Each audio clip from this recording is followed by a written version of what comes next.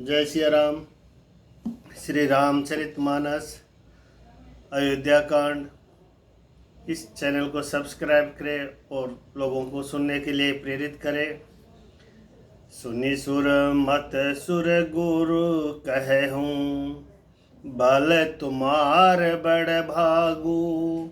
सकल सुमंगल मूल जगह, भरत चरण अनुरागु। देवताओं का मत सुनकर देवगुरु बृहस्पति जी ने कहा, अच्छा विचार किया, तुम्हारे बड़े भाग्य है। भरत जी के चरणों का प्रेम जगत में समस्त शुभ मंगलों का मूल है। सीतानाथ श्री राम जी के सेवक की सेवा सैकड़ों कामधेनुओं के समान सुंदर है। तुम्हारे मन में भरत जी की भक्ति आई है तो अब सोच छोड़ दो, विधाता ने बात बना दी है। हे देवराज, भरत जी का प्रभाव तो देखो। श्री रघुनाथ जी सहज स्वभाव से ही उनके पूर्ण रूप से वश में है। हे देवताओं, भरत जी को श्री रामचंद्र जी की परछाई की भांति उनका अनुसरण करने वाला जानकर मन स्थिर करो, डर की बात नहीं है। देवगुरु बृहस्पति जी और देवताओं की सम्मति, आपस का विचार और उनका सोच सुनकर अंतर्यामी प्रभु श्री राम जी को संकोच हुआ। भरत जी ने अपने मन में सब बोझा अपने ही सिर जाना और वे हृदय में करोड़ों अनेकों प्रकार के अनुमान विचार करने लगे कि सब तरह से विचार करके अंत में उन्होंने मन में यही निश्चय किया है कि श्री राम जी की आज्ञा में ही अपना कल्याण है।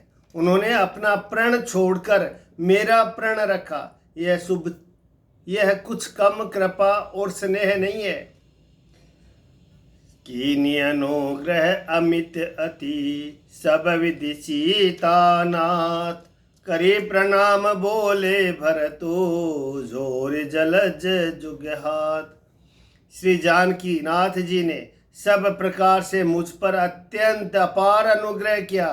तदंतर भरत जी दोनों कर कमलों को जोड़कर प्रणाम करके बोले कि कहो कहाओ का अब स्वामी, कृपा अम्बु निधि अंदर जामी। गुरु प्रसन्न साहिब अनुकूला, मीठी मलिन मन कल्पित सूला। हे स्वामी, हे कृपा के समुद्र, हे अंतर्यामी, अब मैं क्या कहूँ और क्या कहाऊँ। गुरु महाराज को प्रसन्न और स्वामी को अनुकूल जानकर मेरे मलिन मन की कल्पित पीड़ा मिट गई है। मैं मिथ्या डर से ही डर गया था, मेरे सोच की जड़ ही न थी। मोर बहिन दोष देव दिशि भूले। दिशा भूल जाने पर हे देव सूर्य को दोष नहीं है। मोर अबागु मातु कुटिलाई, विधि गति विषम काल कठिनाई। मेरा दुर्भाग्य माता की कुटिलता, विधाता की टेढ़ी चाल और काल की कठिनता, इन सब ने मिलकर पैर रोप कर प्रण करके मुझे नष्ट कर दिया था। परंतु शरणागत के रक्षक के आपने अपना शरणागत की रक्षा का प्रण निभाया, मुझे बचा लिया। यह आपकी कोई नई रीति नहीं है। यह लोक और वेदों में प्रकट है, छिपी नहीं है। सारा जगत बुरा करने वाला हो, किंतु हे स्वामी, कहिए होए भल का सुभलाई। केवल एक आप ही भले अनुकूल हो तो फिर कहिए किसकी भलाई से भला हो सकता है।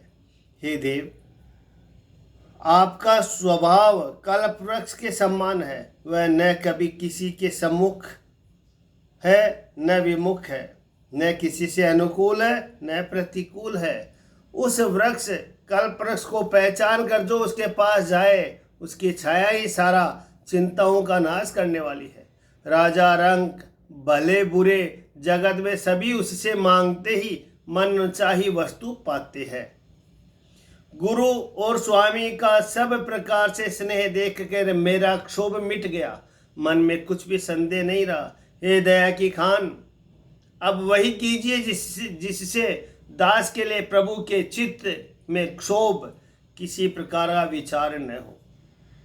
जो सेवकू साहिब ही संकोची, निज हित चहिता सुमति पोची, सेवक हित साहिब सेवकाई, करे सकल सुख लोभ बिहाई। जो सेवक स्वामी को संकोच में डालकर अपना भला चाहता है उसकी बुद्धि नीच है। सेवक का हित तो इसी में है कि वह समस्त सुखों और लाभों को छोड़कर स्वामी की ही सेवा ही करे। हे नाथ, आपके लौटने से में सभी का स्वार्थ है और आपकी आज्ञा पालन करने में करोड़ों प्रकार से कल्याण है। यही स्वार्थ और परमार्थ का सारा निचोड़ है, समस्त पुण्यों का फल और संपूर्ण शुभ गतियों का श्रृंगार है। हे देव, आप मेरी एक विनती सुनकर फिर जैसा उचित हो वैसा कीजिए। राज तिलक की सब सामग्री सजाकर लाई गई है। जो प्रभु को मन माने तो उसे सफल कीजिए, उसका उपयोग कीजिए। छोटे भाई शत्रुघ्न समेत मुझे वन में भेज दीजिए। अयोध्या लौटकर सबको सन्नाथ कीजिए। नहीं तो किसी तरह भी यदि आप अयोध्या जाने को तैयार न हो तो हे नाथ, लक्ष्मण और शत्रुघ्न दोनों भाइयों को लौटा दीजिए और मैं आपके साथ चलूं। अथवा हम तीनों भाई वन में चले जाएं। और श्री रघुनाथ जी, हे श्री रघुनाथ जी, आप श्री सीता जी सहित अयोध्या को लौट जाइए। हे दया सागर, जिस प्रकार से प्रभु का मन प्रसन्न हो वही कीजिए। हे देव, आपने सारा भार जिम्मेवारी मुझ पर रख दिया, पर मुझे न तो नीति का विचार है न धर्म का। मैं तो अपने स्वार्थ के लिए सब बातें कह रहा हूँ। कहूँ बचन सब स्वार्थ हेतु, रहत न आरत के चित्त चेतु।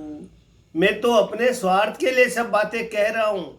दुखी मनुष्य के चित्त में विवेक नहीं रहता। उत्तर दे सुनी स्वामी रजाई, सो सेवकुल की लाज ल जाई। असमे अवगुण उदति अगाधु, स्वामी स्नेह सराहत साधु। स्वामी की आज्ञा सुनकर जो उत्तर दे, ऐसे सेवक को देखकर लज्जा भी लज्जा जाती है।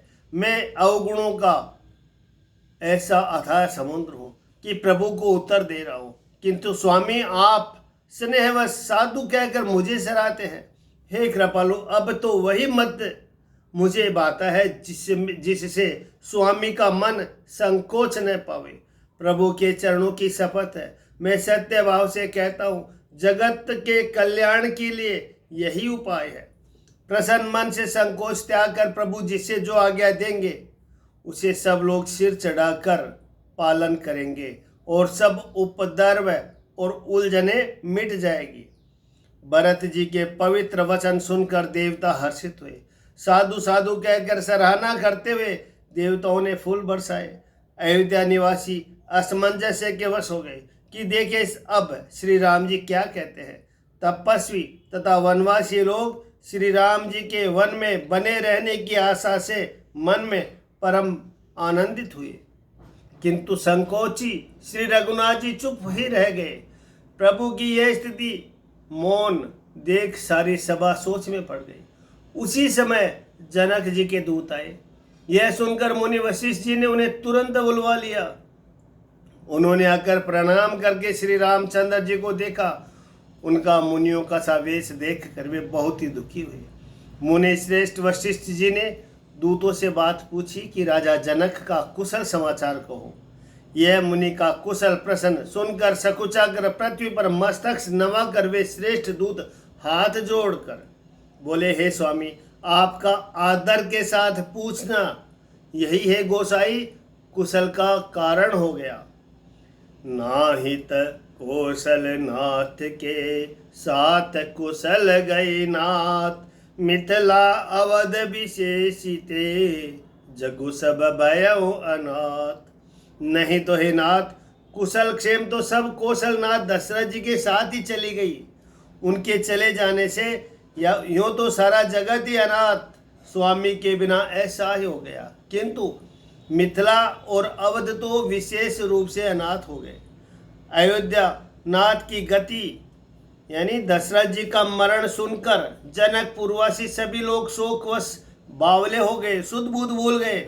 उस समय जिन्होंने विदेह शोक मग्न देखा, उनमें से किसी को ऐसा न लगा कि उनका देहाभिमान रहित नाम सत्य है, विदेह नाम सत्य है। क्योंकि देहाभिमान से शून्य पुरुष को शोक कैसा। रानी की कुचाल सुनकर राजा जनक जी को कुछ सूझने पड़ा, जैसे मणि के बिना सांप को नहीं सूझता। फिर भरत जी को राज्य और श्री रामचंद्र जी का वनवास सुनकर मिथिलेश्वर जनक जी के हृदय में बड़ा दुख हुआ। नृप बूझे बुध सचिव समाजू, कहूँ विचार उचित का आजू। राजा ने विद्वानों और मंत्रियों के समाज से पूछा कि विचार कर कहिए, आज इस समय क्या करना उचित है।